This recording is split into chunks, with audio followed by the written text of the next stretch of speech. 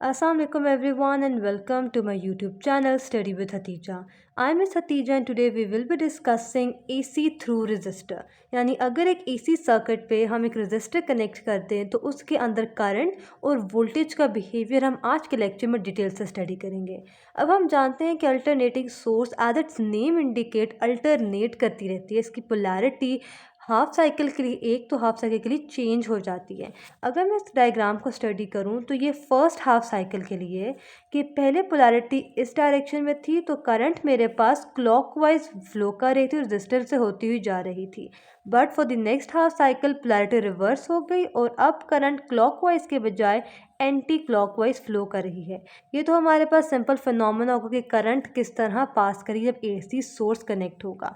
अब हमने देखना है कि जब एक रेजिस्टर हमने कनेक्ट किया है एसी सोर्स के साथ तो उसके अंदर वोल्टेज और करंट का क्या बिहेवियर है और उनके आपस में फेज डिफरेंस क्या है।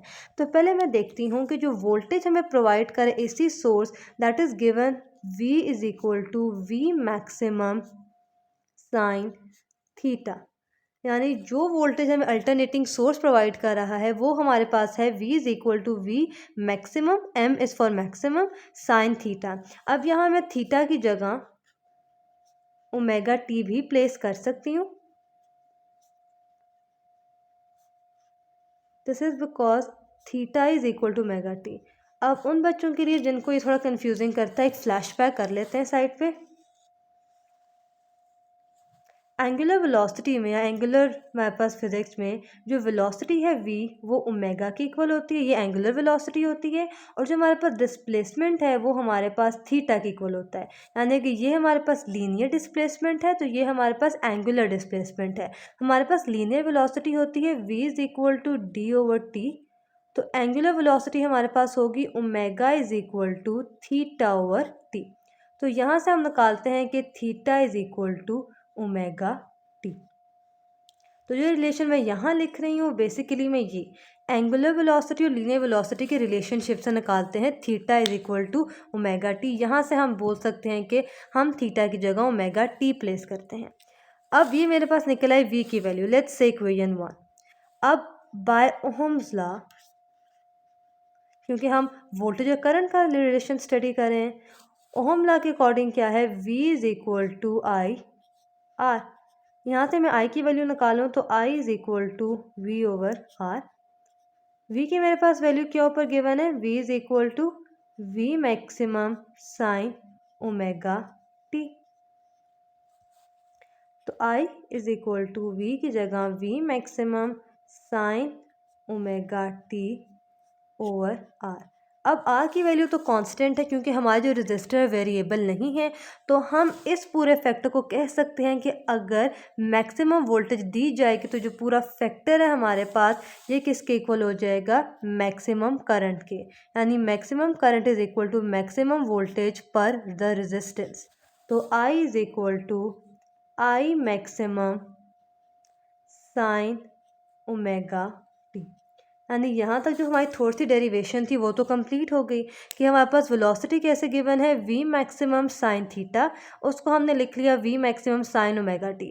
थीटा और ओमेगा टी दोनों एंगल हैं, दोनों का एक ही मतलब है। आप चाहें तो थीटा पे ही सारी डेरिवेशन कर सकते हैं, नहीं तो ओमेगा टी लिखना is conventional. By ohm's law हमने देखा कि v is equal to I R है। I की वैल्यू निकालेंगे तो v ओवर आर, v की वैल्यू प्लेस की। अब v maximum over r gives us maximum current, तो हम लिखेंगे I is equal to I maximum sine omega t. अब अगर मैंने इसका ग्राफ प्लॉट करना है ताकि मैं देख सकूं दोनों के दरमियान फेज डिफरेंस क्या है, तो देखिए दोनों की इक्वेशन मेरे पास क्या आई है, साइन इक्वेशन आई है। मेरे पास वोल्टेज की भी साइन इक्वेशन है और करंट की भी साइन इक्वेशन है। तो अगर मैं ग्राफ पे प्लॉट करना स्टार्ट करूं तो फॉर 0 डिग्री, क्योंकि स्टार्ट तो 0 डिग्री से होगा, मेरे पास साइन 0 इज इक्वल टू 0। पहले मैं वोल्टेज का ग्राफ प्लॉट करती हूँ, यानी ये मेरे पास वोल्टेज 0 पे ऐसे हैं। फिर अगर मैं जाती हूँ फॉर 90 डिग्री, क्योंकि मैं लाइन वाइज चलूँगी सिस्टमेटिकली, तो साइन 90 इज इक्वल टू 1, यानी एक मैक्सिमम वैल्यू मेरे पास आ गई है। तो ये मैक्सिमम वैल्यू इस तरह, मैक्सिमम पीक पे पहुंच गई। अब मेरे पास अगली आई है फॉर 180, तो साइन 180 मेरे पास क्या होता है 0, यानी मेरा ग्राफ दोबारा से 0 की तरफ आ गया। अब अगला मेरे पास आता है 270। अगर मैं 270 के लिए करूं तो मेरे पास साइन 270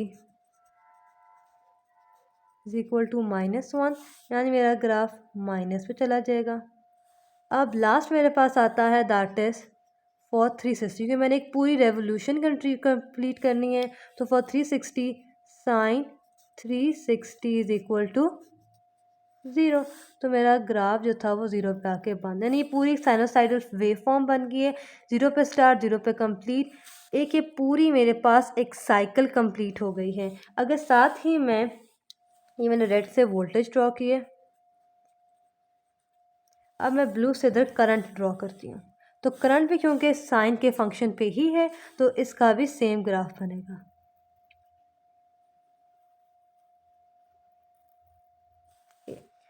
ये हमारे पास करंट। अब यहाँ एक क्वेश्चन राइज होगा कि करंट का ग्राफ छोटा क्यों है और वोल्टेज का ग्राफ बड़ा क्यों है।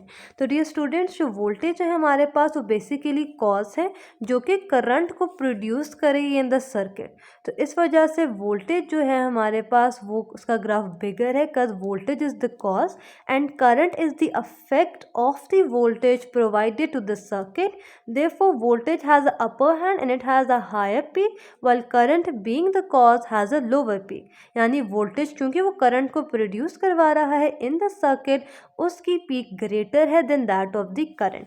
अब यहाँ मैंने देखा तो दोनों एक ही पॉइंट से स्टार्ट हो रहे हैं, तो यहाँ से मैं बोलूँगी कि इनके दरमियान कोई फेज़ डिफरेंस नहीं है, वो बिल्कुल इन फेज़ हैं। एक पॉइंट पे स्टार्ट होते हैं, 90 पे दोनों मैक्सिमम है, 180 पे दोबारा से 0, 270 पे दोबारा मैक्सिमम, 360 पे दोबारा 0। तो यानी उनकी जो साइकिल जा रही है उस पर कोई भी डिफरेंस नहीं है, वो एक ही फंक्शन के साथ काम कर रही हैं। तो I will say that voltage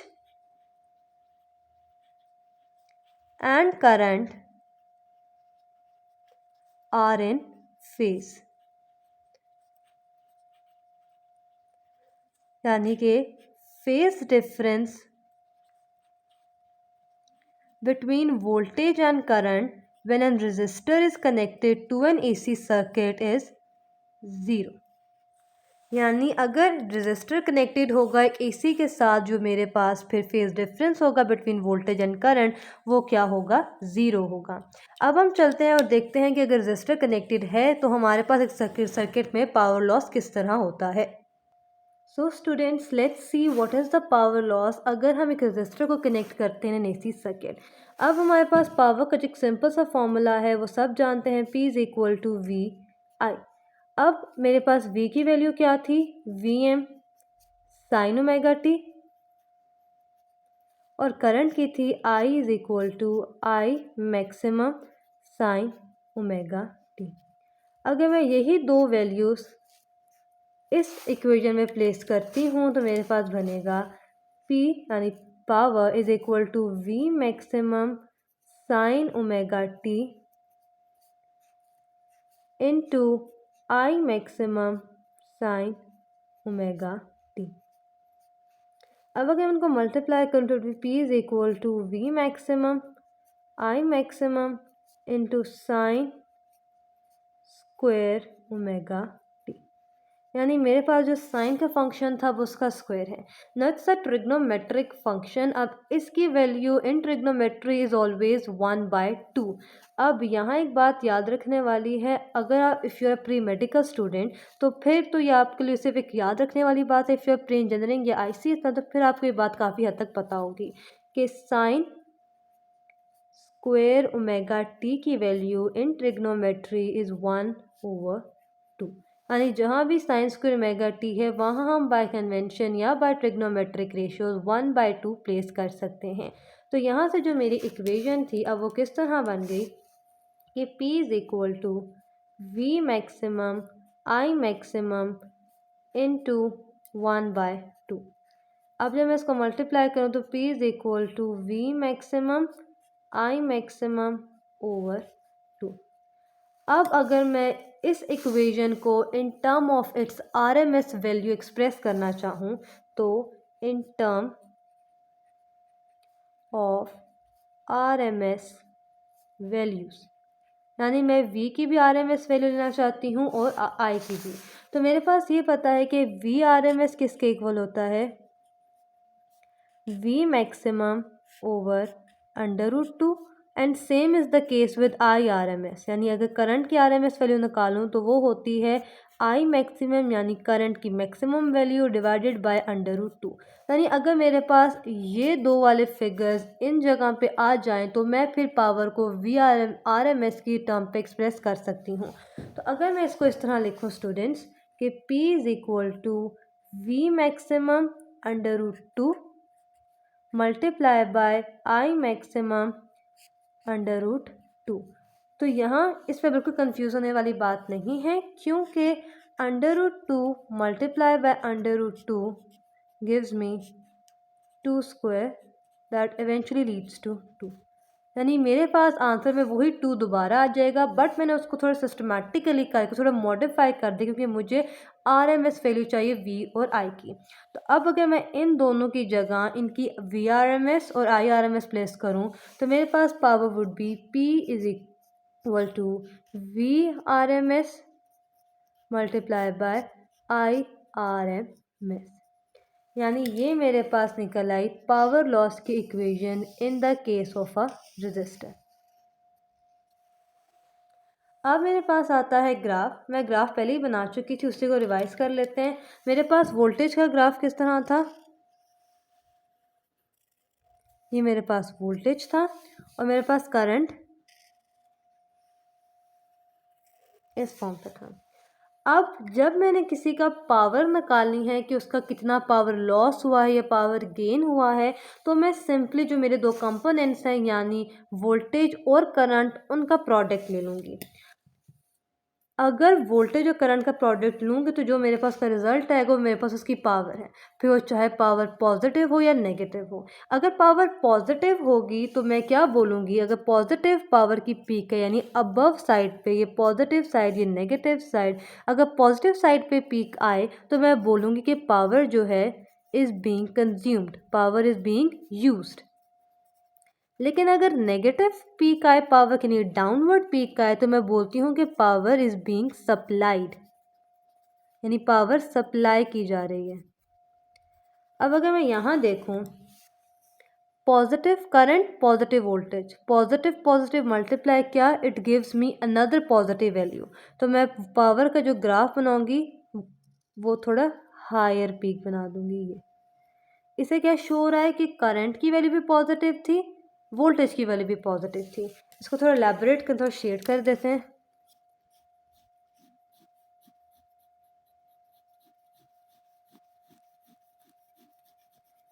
जो ये मेरे पास पीक आई है, ये क्या शो कर रही है कि ये मेरे पास मेरी पावर है और पावर पॉजिटिव में आई है। इसका क्या मतलब है कि पावर जो है वो बीइंग यूज्ड अप, पावर जो है वो दी नहीं जा रही बल्कि power by the circuit consume हो रही है। और कंज्यूम क्यों हो रही है, क्योंकि हमने रजिस्टर अप्लाई किया हुआ है और रजिस्टर का काम क्या होता है कि वो पावर को कंज्यूम करता है, ना कि पावर को सप्लाई करता है। अब अगर मैं इधर देखूँ negative voltage negative current, negative negative gives me a positive peak, ये सिंपल मैथ है। तो इसकी जो मेरे पास पीक आएगी वो पॉजिटिव आएगी। और एक बिगर पीक से क्यों शो कर रही हूँ, ताकि एक क्लियर या एलैबोरेटिव पिक्चर आ जाए मेरे पास पावर की। अब इसको मैं सिंपली शेड करूँ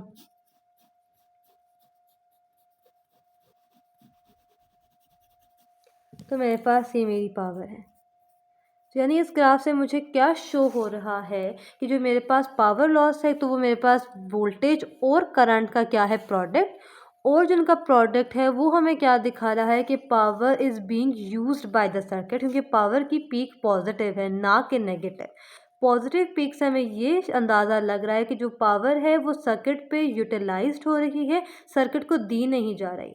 तो गाइस यहाँ आके हमारा लेक्चर ख़त्म होता है। आज के लेक्चर में बहुत डिटेल में स्टडी किया कि अगर हम एक अल्टरनेटिंग सोर्स के साथ रजिस्टर लगा दें तो उसके अंदर वोल्टेज और करंट का क्या रिलेशन होगा, उनका फेज डिफरेंस क्या होगा। फिर हमने उनका ग्राफ बनाना सीखा, साइन का फंक्शन का ग्राफ बनाया। फिर हम स्टडी किया कि उसका पावर लॉस होगा तो पावर लॉस कैसे निकालेंगे, उसकी इक्वेशन क्या है, और फिर पावर लॉस का ग्राफ किस तरह बनेगा।